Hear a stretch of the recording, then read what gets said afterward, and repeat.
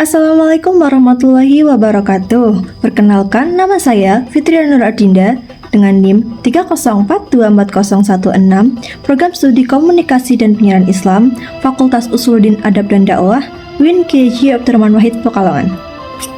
Di sini saya akan memulai tugas metodologi studi Islam. Nah, mengapa sih studi Islam itu penting? Bayangkan ketika pertama kali wahyu turun kepada Nabi Muhammad SAW di Gua Hira. Perintah pertama yang datang adalah Iqra, yaitu bacalah. Nah, ini tuh bukan sekedar perintah biasa, tapi menjadi pondasi bahwa umat Islam memang diperintahkan untuk terus belajar dan memahami ajaran agamanya. Nah, dari sinilah sebenarnya urgensi atau pentingnya studi Islam itu dimulai. Studi Islam itu bukan cuma hafalan ayat atau hadis aja, lebih dari itu. Ini tentang bagaimana kita memahami secara mendalam apa sih sebenarnya Islam itu, dari mana sumbernya, dan gimana cara mengamalkannya dalam kehidupan sehari-hari. Bayangin kalau kita cuma ikut-ikutan tanpa paham, bisa-bisa malah salah jalan kan? Kalau kita bicara tentang studi Islam, pasti nggak bisa lepas dari sumber-sumbernya. Nah, ada dua sumber utama yang menjadi pegangan umat Islam. Yang pertama, Al-Quran, dan yang kedua, hadis. Al-Quran itu firman Allah yang diturunkan kepada Nabi Muhammad, sementara hadis adalah segala perkataan, perbuatan, dan ketetapan Nabi. Kedua sumber ini ibarat peta dan kompas buat kita menjalani hidup sesuai tuntunan Islam. Tapi di era modern ini, memahami kedua sumber tersebut butuh metode yang tepat. Nggak bisa asal-asal baca, terus langsung paham gitu aja. Makanya, metodologi studi Islam berkembang supaya kita bisa menggali makna yang lebih dalam dan kontekstual. Lalu, apa sih tujuan kita belajar Islam dengan metode yang sistematis? Pertama, supaya kita punya pemahaman yang komprehensif tentang Islam. Jangan sampai kita cuma tahu kulitnya aja, tapi nggak paham isinya. Misalnya, kita tahu nih kita harus sholat, tapi kenapa harus sholat? Terus apa hikmahnya?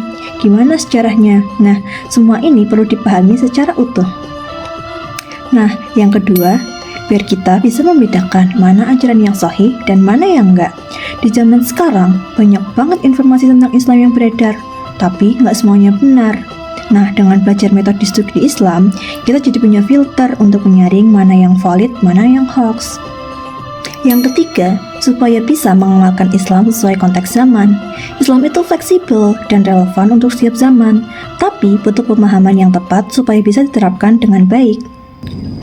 Nah, sekarang kita masuk ke bagian yang menarik. Di era digital ini, tantangan studi Islam makin kompleks loh. Generasi milenial dan generasi Z hidup di dunia yang serba cepat, penuh informasi, tapi juga penuh distraksi. Coba deh sekarang, kalau mau tahu sesuatu tentang Islam, tinggal googling atau nonton YouTube, scroll TikTok.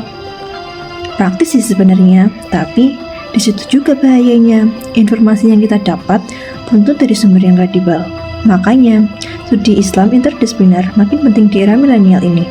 Artinya, kita nggak cuma belajar Islam dari sudut pandang agama aja, tapi dikaitkan dengan ilmu-ilmu lain seperti psikologi, sosiologi, teknologi, dan sebagainya. Contohnya tuh kayak, gimana sih hukum transaksi online dalam Islam? Atau gimana sih etika bermedia sosial menurut Islam? Nah, ini semua pertanyaan baru yang butuh jawaban dari perspektif studi Islam yang kontekstual. Dr. Koko Abdul Qadir menekankan bahwa metodologi studi Islam itu penting banget sebagai alat untuk membedah dan memahami ajaran Islam secara sistematis.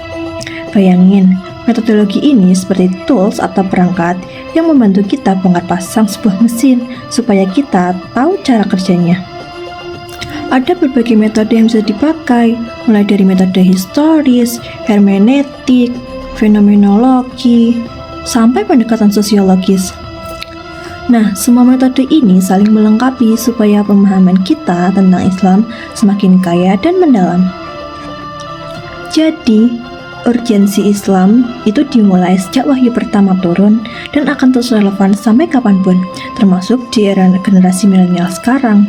Tujuannya jelas, supaya kita bisa memahami, mengamalkan, dan menyebarkan ajaran Islam dengan benar dan kontekstual. Di tengah banjir informasi era digital ini, studi Islam yang sistematis dan metodologis bukan lagi pilihan, tapi kebutuhan. Karena dengan pemahaman yang benar, kita nggak akan mudah nih terombang-ambing oleh informasi yang menyesatkan.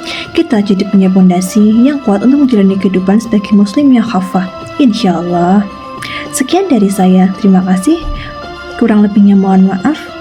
Wassalamualaikum warahmatullahi wabarakatuh.